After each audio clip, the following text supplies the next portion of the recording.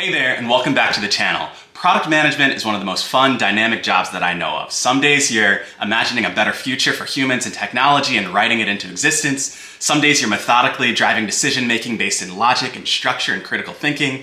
And some days, a lot in my case, you're architecting an organization and creating a place for people to do their best work, and oftentimes just playing team therapist along the way. But product management is hard. It's one of the most challenging jobs in tech. And what I've found is that embracing a mindset of continuous growth is the biggest indicator of long-term success in this role. And so in this video, I'm gonna break down 5 ways in which you can become a better product manager. So let's get started. I've been a product manager for 15 years, working across several different games and entertainment roles. Early on in my career, I worked on Kinect at Xbox. I moved down to Los Angeles to work at Riot Games on their esports events business around League of Legends. And then I moved back to Seattle to work on a gaming startup, and that's become working at virtual reality at Meta. And across that time, I've mentored, coached, and managed lots of PMs and keep coming back to a few central principles that have served me throughout my career. So we'll break down those principles, explain what they mean, and I'll show you a few ways in which I put them into action in my role. And make sure you stick around till the end of this video because I'm also going to show you a framework for thinking about the role of product management that I use every day on the job as my inner compass. Okay, so let's get into it. Principle number 1, start with why. I learned this from a great book and talk by Simon Sinek. He talks about how most companies start with what they do, and some understand how they do it, but few really understand why. But it's the great companies that start from a place of why. Flip that formula around and really think about why your product exists and what problem it really solves for humanity. I actually recommend starting from your personal why before you even start to talk about the work. Now, what gets you out of bed in the morning? Why are you attracted to this job? How does this product and this business align with your personal values? What's really important to you? For me, this gives me the fuel and the energy that I need to bring into work every day. And when I wake up and I find that my personal why and my work why no longer align, it's time for me to find something else to do, whether that's a new role, a new team, or even a new company. Then you bring it back to the product and the business. Why are we building this product? What's the mission of the company and how does it relate to what this product sets out to do? Your primary job as a product manager is to bring the conversation back to the context of your customer and back to the context of your business. Now, Marty Cagan wrote 2 great books on product management called Inspired and Empowered that I highly recommend to everyone that's considering a career in product management. And there are 4 needs of a product that he talks about. 1, is it valuable? Is it solving a core problem, an unmet need of your customer? 2, is it usable? Is the experience understandable? Is it usable and is it delightful to people? 3, is it technically feasible? Can it technically be built and delivered by our team? 4, is it viable? Does it work for our business, for the needs of our business? And 5, as a new addition, is the product ethical? And this is increasingly important, but should this product be built? Is it good for humanity? As a product manager, you own the value and the viability question, and you should really own the ethical question or make sure that it's being well owned and understood and answered by someone on the team. Okay, so that wraps up principle number 1. Principle number 2 is to own your product strategy mental model. Your job is to develop opinions about your product and the impact that it has on the people and your business. And the set of choices that you make to build your product is your product strategy. And so we're starting with why is often going to involve a good deal of imagining and creativity of what's possible. Owning your strategy is about becoming meticulous and structured in your thinking, employing the scientific method like a scientist. You should have a structured mental model in your head going all the time of statements of if this happens, then this happens. And these are hypotheses about your product strategy. And that mental model is going to help guide your decision making all the way from the top, all the way down to the bottom. From your higher level strategic decision making to the features that you choose to build to even how you spend your time day to day and how you prioritize the hours of your week. And the Jedi mind trick here is to have strong opinions loosely held. That means that you're constantly stating and restating and making very explicit and clear your opinions, and you're gathering feedback on those opinions and iterating on those opinions over time. And that feedback can come from a multitude of sources, whether it comes from data science, whether it comes from product market insights, whether it comes from user research, whether it comes from stakeholders, whether it comes from your team, whether it comes from your partners, whether it comes from you as the expert of your product and really knowing it like the back of your hand. So that wraps up number 2, and that leads directly into principle number 3, which is that you are going to prioritize everything. My hot take here is that everything actually is prioritized. The question is whether you're being intentional in how those things are being prioritized or not. You're watching this video right now because something in your mind said you should spend time seeking out knowledge about how to become a better product manager. You're prioritizing that. The Jedi mind trick is to make sure that prioritization is intentional.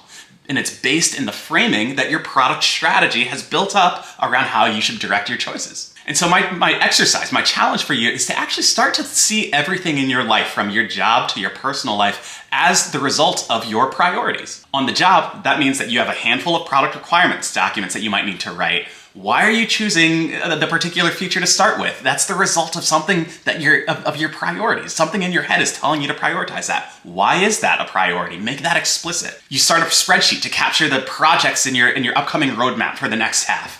Which projects are you listing first, and why are you listing them first? What is it that's driving those priorities? As you start to identify the common themes, those are your priorities. And you want to start making those priorities explicit and then getting feedback from others around you about them. And you're going to communicate those priorities over and over and over again. If you're not getting tired of hearing yourself state those priorities, then you're not saying them enough.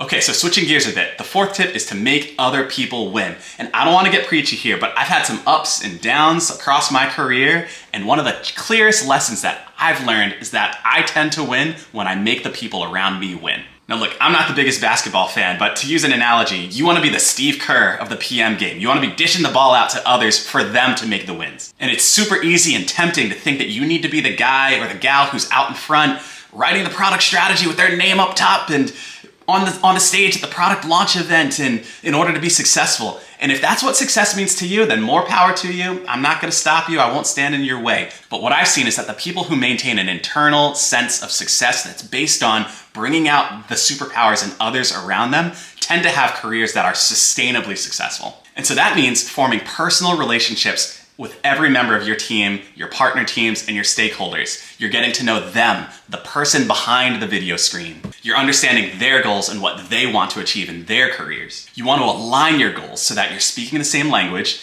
your teams are running in the same direction, and you're celebrating victories together. Now look, this takes some faith, but I'm telling you, you will be rewarded by making the people around you successful. And finally, the reason that you're watching this video right now is because I've learned to pay it forward. That's tip number 5. Now look, you're gonna learn from so many people around you, whether it's the peer product manager on your team who's a little bit more senior, or your manager, or your mentor, or your coach, or some stranger on the internet who's spouting off advice about how to be a better PM. And if you're learning something, before long, other people are gonna start to seek out that learning from you. And if you go back to your personal why, I think you're gonna find that it probably benefits your life's mission if you can bring some other people up with you and get them and inspire them to also be growing. So if you can not only learn to embrace that growth mindset yourself, but also inspire that mindset of growth and improvement in others around you, I think you're gonna be amazed by how quickly your career propels towards success.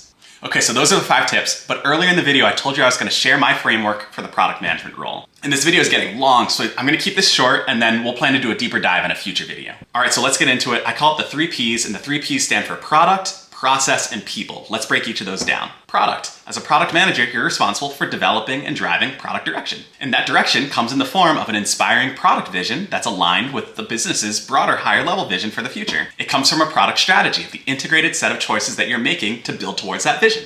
It comes from a long-term product roadmap that's translating that strategy into tangible product features that you're building over time. Number 2 is process. And so as a product manager, you lead or at least heavily support the team's execution of delivering products on their roadmap. That means bringing clarity to a near-term project roadmap, often expressed as OKRs or objectives and key results. That means prioritizing projects on your product roadmap based on the set of choices that form your product strategy. That means driving clarity of product requirements that your team knows what they need to build. And that means all the day-to-day structured, durable decision-making that you're doing to help the team go from inception to delivery. Okay, so that's process. And number 3 is the people. As a product manager, you are a culture carrier of the way that people collaborate in your organization and across the company. That means cultivating strong relationships within your team, with your partner teams, and with your stakeholders. That means consistently retrospecting on the quality of collaboration and identifying ways for you to improve on it over time. For people managers, that means setting clear expectations with your team and checking in on those expectations continually so that you can celebrate wins and identify growth opportunities. And at the product team level, that means celebrating successes with your product teams in the form of all hands, demos, highlight emails, and team bonding events. I think about these 3 Ps all the time in my day-to-day. They form the agenda in my one-on-ones with my manager and with my direct reports. They form the framework of how I evaluate my personal performance. And they shift over time Whereas as an individual contributor, I was really focused on the product and the process. As a people manager, I focus first on the people and then the product and then the process over time, but it shifts. Okay, so anyway, we'll start to wrap this one up. Those are my 5 tips on how to be a better product manager, plus the 3 Ps that form the framework of my role. Did you like this video? Smash that like button. And if you want to see more videos like this, go ahead and subscribe to the channel. And if you want to be notified whenever new videos come out, ring that notification bell. And with that, we'll end there. Thanks for stopping by. I'll see you in the next one.